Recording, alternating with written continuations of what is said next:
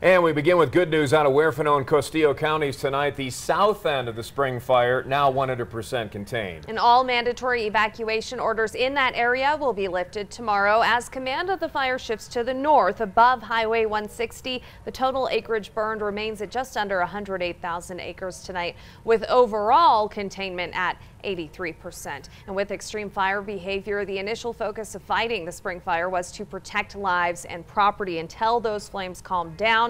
They even called crews back from the fire line for their safety. And today that happened again in response to a different threat, flash flooding, as monsoonal rains make their way back into southern Colorado. News 5 Sam Kramer talking with the incident management team about managing that flood threat. He's live from the Walsenburg fire camp with more tonight. Sam. Yeah, the rain's causing headaches for everyone involved with the spring fire today. Firefighters forced to change their tactics, as you said, as homeowners brace for the damage that yet another natural disaster could cause. That's why we would really consider rebuilding. We first introduced you to Kent Hay on Monday, unaware if his home in Paradise Acres survived the spring fire. And on Wednesday, the Huerfano County Sheriff gave him the good news. And he said to me, "You guys are okay." He said, "You don't have any damage to your house or to your shed," which was shocking to me. But Kent's home now goes from one extreme to another. Flames char the ground up the mountain from his home, meaning they're once again at risk, this time of flash flooding. That's all I'm imagining, pretty barren, and we're down lower, so we're right in the line of fire if anything starts coming down the mountain. It's a problem across the burn scar where vegetation no longer lives. The soil has become really hydrophobic, and the water will just bead right off of it and never get absorbed. The remnants of a storm that prompted a flash flood warning for Huerfano County shown here south of La Vida Pass.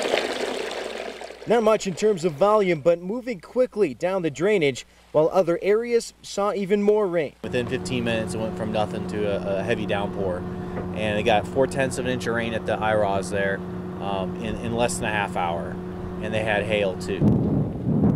The storm also brings with it more erratic winds, forcing Incident Command to change its strategy. As the fronts are approaching, we have to pull our crews off the line because we can't predict the winds, we can't predict which direction they're going to be coming from, and that directly impacts the fire behavior. Just like the evacuations put in place during the fire's initial growth, Incident Command says it's best for residents to just leave the area and avoid potential flash flooding altogether, as people like Kent hope the worst of it has already passed. We just hope that this mudslide or flooding situation doesn't raise its ugly head.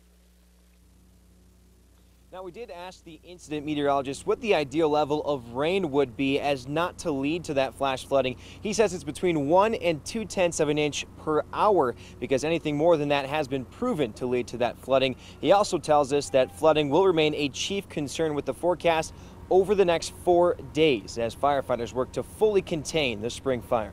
Always watching out for you, Southern Colorado. Sam Kramer, News 5. Sam, thanks. We've compiled a complete list of resources and dangers to watch out for as the evacuees return home, other than the flooding concerns. You can find that on the News 5 app. Just tap on the Scene on 5 tab.